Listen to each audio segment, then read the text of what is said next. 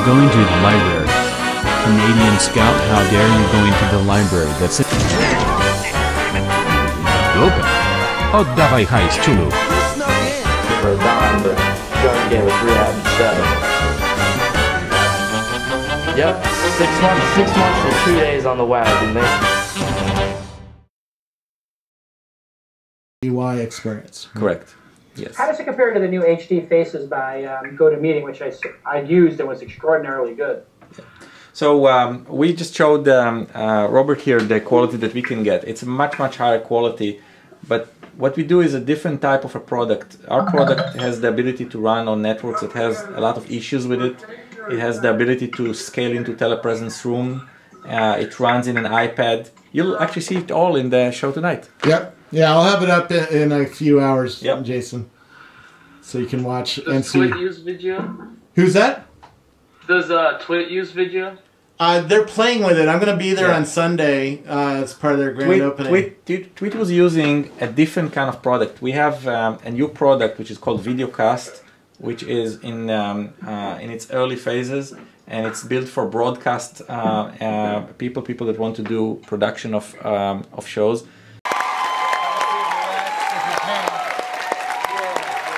I want you comfortable.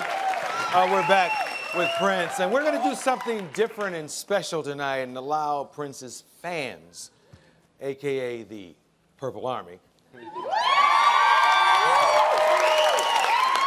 going to allow you to ask him a few questions. Who's got the first question for Prince? There you are. As an artist, I know that you make, create, and let go, but it is Purple Rain's 30th anniversary.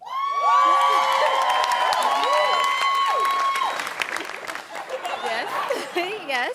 When... Look how amazing. I mean, doesn't he look... This proves that Purple don't crack either.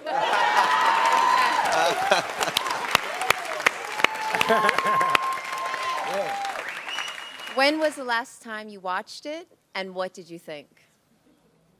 Actually, I was in the living room 3 days ago, and it came on television, and I watched Take Me With You.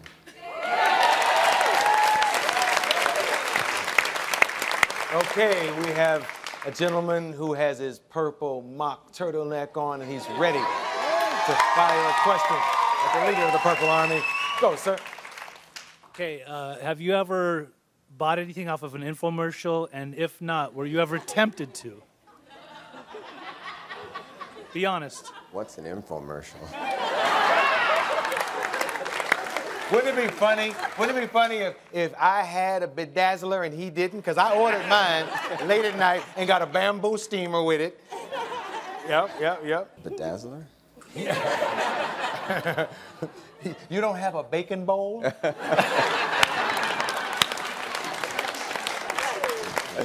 All right, next question. Thank you. Hello, ma'am. Hi. What's your name? Rhonda. Hi, Rhonda. Everybody has a pet peeve. What really annoys you? Strangers touching my hair.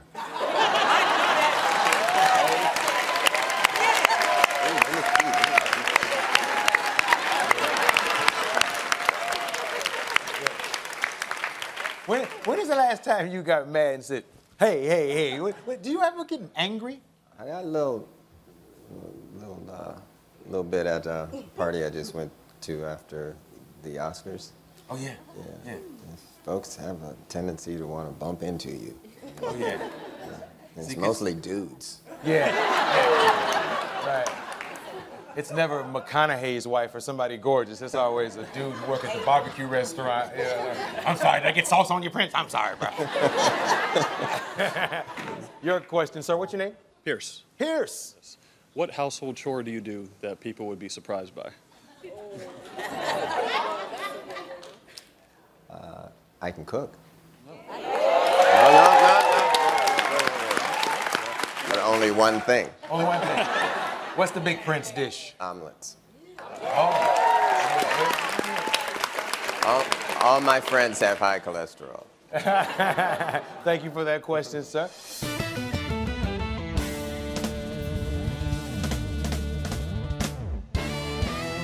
Where they're located. He knows what they look like. Because he made every one of them. He looks at each individual star, each with its own unique qualities, and he gives it a name. That's beautiful. God knows each star by name. Now let me ask you, if God is that intimate with the stars of the universe, don't you think he knows everything about you too? Don't you think he knows every problem you have, every desire of your heart, every thought and intent in your mind? There's a lot of God-fearing believers who make the mistake of thinking that God just created the world and set it in motion, and then he's kicking back and doing nothing. That he has nothing to do with our little lives and our daily stresses and troubles and trials. Why would the creator of the universe care what bill you didn't pay? Or what meal you didn't have because you were sacrificing for someone else? Or if he knows that your water got turned off, or that your car is broken down, you're having to walk 3 miles to work and back. Daily basis. One, 2, 3, so. The truth is that you are the defender of liberty. Yes, sir. Our situation is bad. There are Nazis in America. Nazis and communists. You have to think like a German Jew, 1934. Be higher! Higher! Higher! Get on the ground!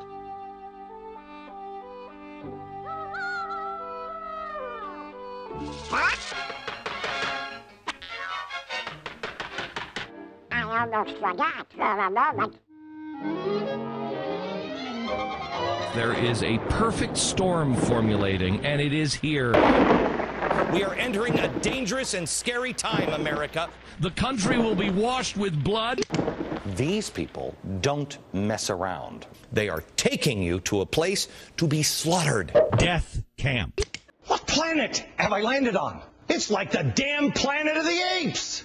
Did I slip through a wormhole in the middle of the night and this looks like America? We're in a dark, dark place. We've got some dark dudes coming our way.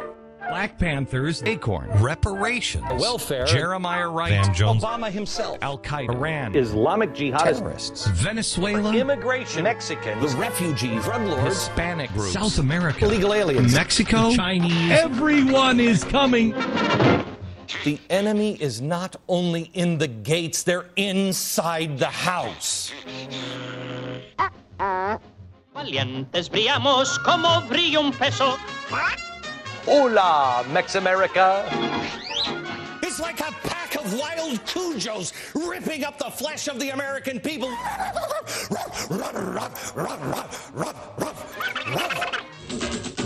Drug lords, illegal aliens, Mexico.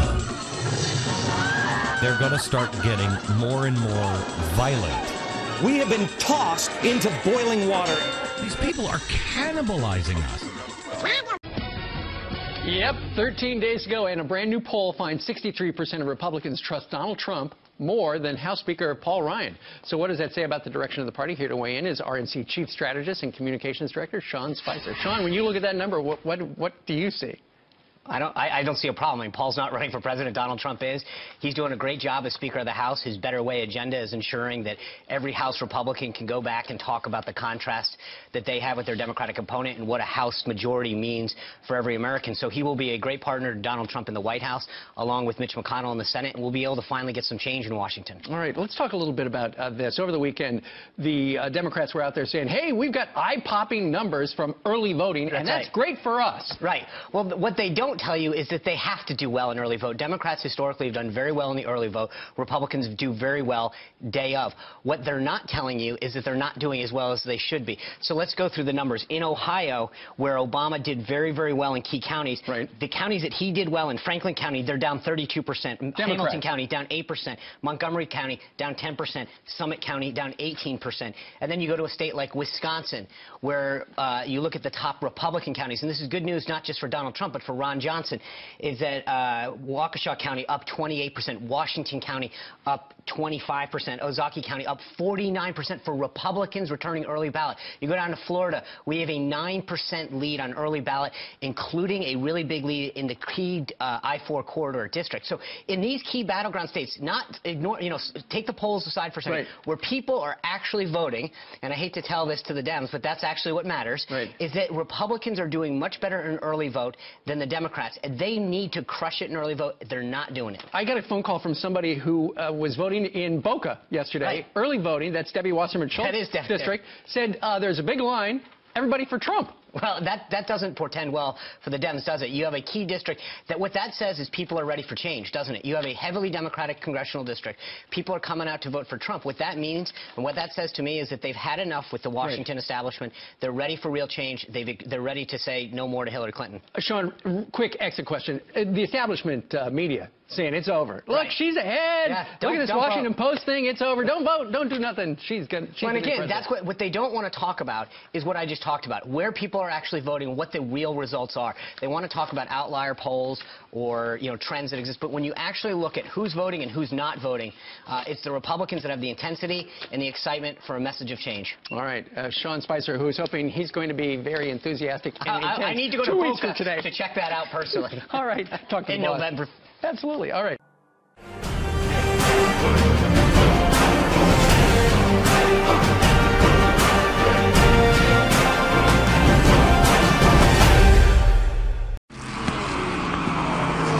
This is stupid. Bunch of dumbasses going around in circles. Yeah, stupid. It's like just a bunch of dumbasses going around in circles.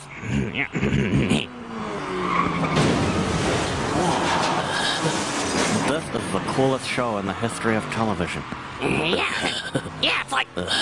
It's the coolest show in the history of television. ESPN. He's Pan. That was cool. Oh yeah.